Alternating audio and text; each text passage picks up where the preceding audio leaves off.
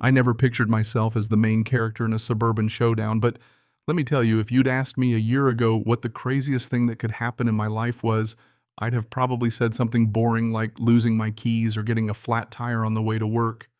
Not watching my HOA president try to break into my house with a fake master key while my 12-year-old son calmly outsmarts her on camera. But here we are, because that's exactly what went down one wild Tuesday afternoon in October. And let me just say, it set off a chain reaction that nobody in Willowbrook Estates will ever forget. My name's Marcus Chin, and 3 months before all this, I thought I was finally doing something right. Moving my kid Leo and myself into this pristine, gated community with those picture-perfect lawns, safe streets, and the promise of a peaceful, fresh start after years of apartment hopping, late-night coding gigs, and balancing being a single dad with trying to keep the lights on. You know what I mean? Leo was excited about the new place, and I thought the hardest part would be making sure we remembered the garbage schedule, or learning which neighbors baked cookies and which ones just glared from their porch.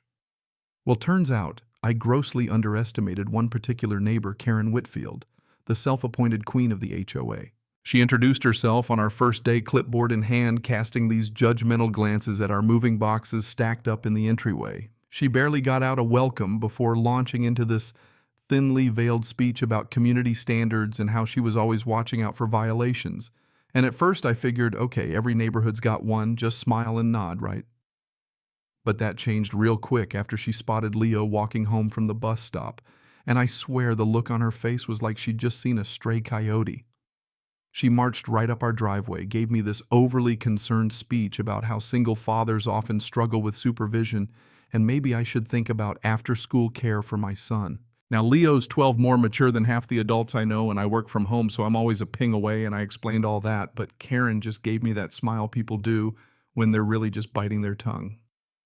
I could feel the judgment radiating off her as she walked off, and right then I knew this wasn't the end. Sure enough, a few days later, she's at my door again, claiming the HOA was updating the rules to say kids under 16 couldn't be left home alone. I asked to see the bylaw, and she dodged, mumbling something about revisions in progress. Spoiler, the document never came, but what did come was an uptick in surveillance. Hers, not mine. Nearly every afternoon at 3:45, Karen's silver SUV would slow roll past our house. Sometimes she'd just park across the street and sit there. Leo, who's got a pretty good sense of humor, started making jokes about the kidnapper van, but he was actually creeped out, so we started keeping track times, photos, even saved some doorbell cam footage. Still, nothing prepared me for the day things finally blew up.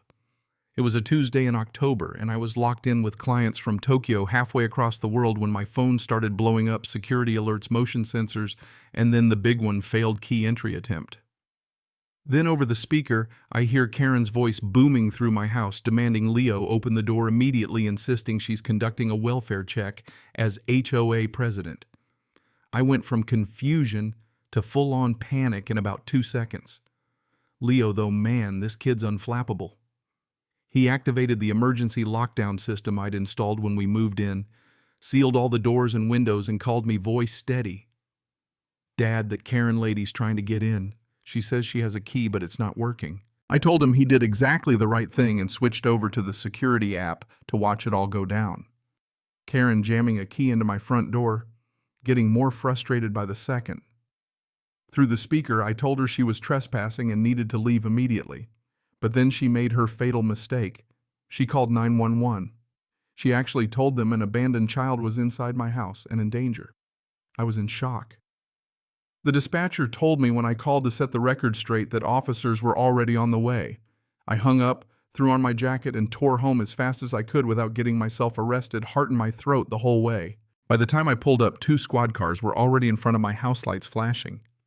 There's Karen pacing the porch, waving her phone, ranting about neglect, while officers Martinez and Thompson stand there stone-faced, probably trying not to roll their eyes.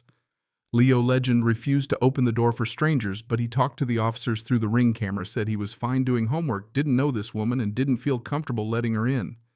Karen sees me, points like she's caught me red-handed, yelling, "That's the father. He abandoned his child." Officer Martinez turns to me, calm as can be.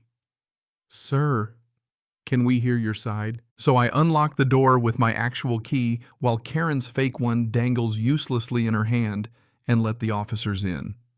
Leo's at the kitchen table, pencil in hand, textbook open, just like I'd left him.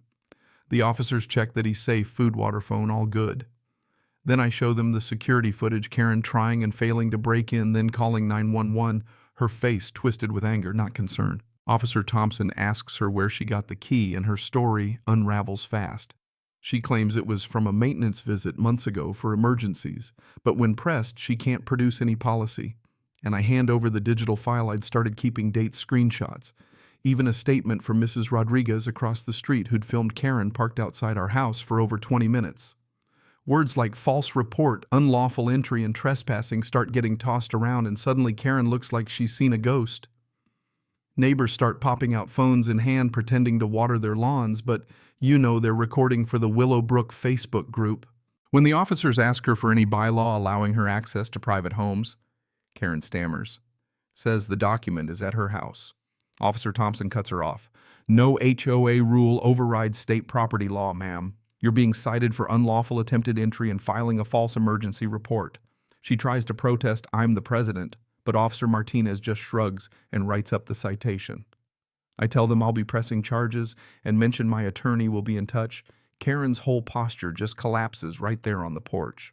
A week later, the next HOA meeting is standing room only. Neighbors who never showed up before all want to see what happens.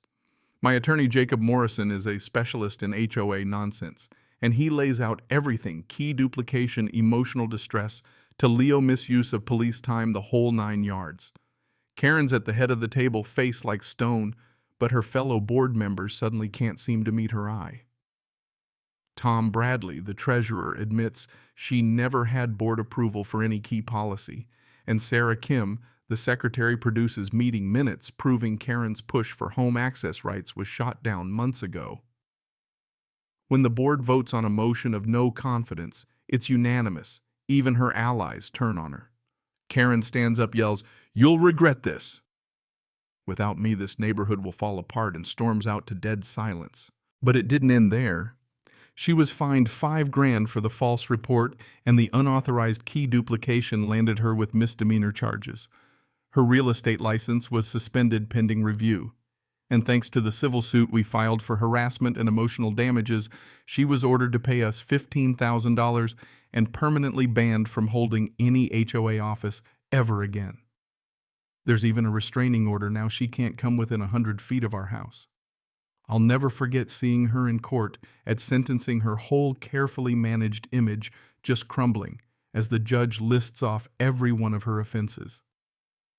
When the bailiff explains the terms of her probation, Karen breaks down right there in front of everyone, the same woman who tried to rule our neighborhood by fear and fake authority.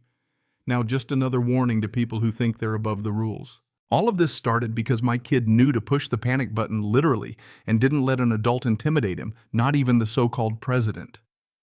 And honestly, it got a lot of us thinking about how fragile the line is between community and control. These days, people still bring up Karen at the mailbox or the pool. Sometimes you see her car drive by, but she doesn't stop anymore. The stories become kind of a legend, a cautionary tale, and depending on who you ask, maybe the day Willowbrook actually started to feel like a real neighborhood instead of some Stepford experiment. So here's what I want to know. Do you think anyone, not even an HOA president, should ever have a key to your home? Would you have done anything differently? Let me know in the comments, because honestly, I still don't know where the line is between looking out for your neighbors and crossing it. And trust me, I'd love to hear what you think.